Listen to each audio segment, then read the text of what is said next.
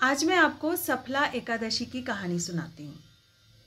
चंपावटी नाम का एक राज्य था, जहाँ पर महिषमदा नाम का एक राजा राज्य करता था। राजा के 4 पुत्र थे। सबसे बड़े पुत्र का नाम था लुम्बक। लुम्बक अत्यंत ही दुष्ट प्रवृत्ति का व्यक्ति था। एक दुष्ट व्यक्ति में जितने भी अवगुण होते हैं, वो सारे के सारे लुम्बक में थे। महिलाओं के साथ दुर्व्यवहार करता, सज्जनों को कष्ट देता, मांस मदिरा का सेवन करता, देवताओं की निंदा करता। अब राजा भी लुम्बक से बहुत परेशान हो गए थे। थक हार कर उन्होंने एक दिन लुम्बक को अपने राज्य से निष्कासित कर दिया। अब लुम्बक जंगल में रहता था।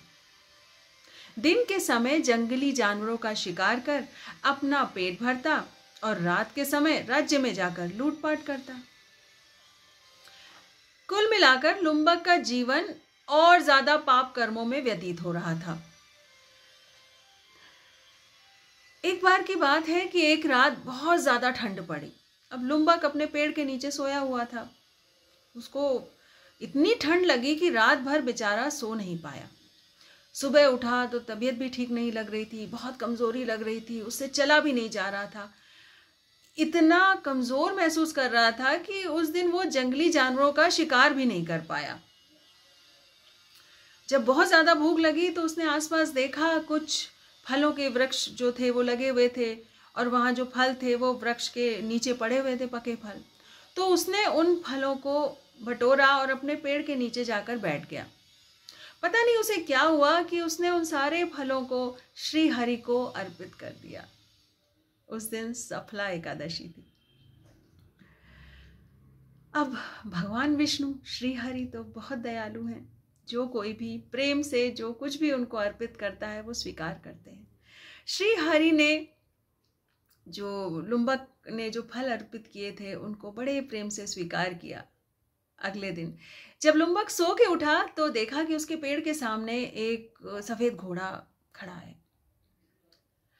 तभी आकाशवाणी हुई कि लुम्बक, कल तुमने सफला एकादशी का व्रत किया था, इसलिए मैं तुम्हारे सारे पाप कर्मों को क्षमा करता हूं। ये सफेद घोड़ा तुम्हारे लिए है, तुम इस पर बैठकर अपने राज्य जाओ और अपनी प्रजा का पालन करो। लुम्बक तुरंत उस सफेद घोड़े पर बैठकर अपने राज्य में गया और राज्य काज संभाल लिया। काफी वर्षों तक राज्य करने के बाद उसने संन्यास लिया, अपने पुत्रों को राज्य सौंपा और फिर श्री हरि विष्णु की पूजा अर्चना में लीन हो गया।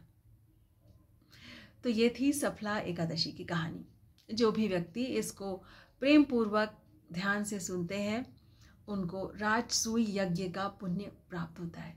इसका इतना महात्मा है। और जो भी व्यक्ति सफला एकादशी का नियम पूर्वक व्रत करके पालन करते हैं उन्हें 5000 वर्षों के बराबर तपस्या का फल मिलता है।